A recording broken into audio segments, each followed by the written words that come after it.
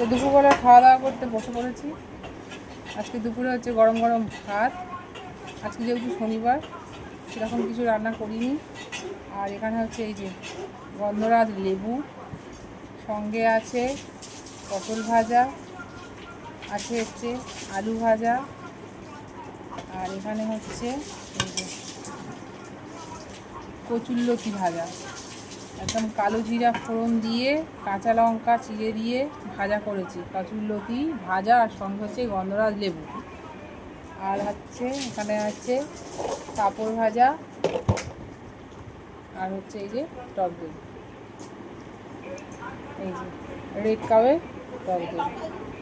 তো এই হচ্ছে আজকে দুপুরবেলার মেনু, এই হচ্ছে আজকে দুপুরবেলার খাওয়া দাওয়া।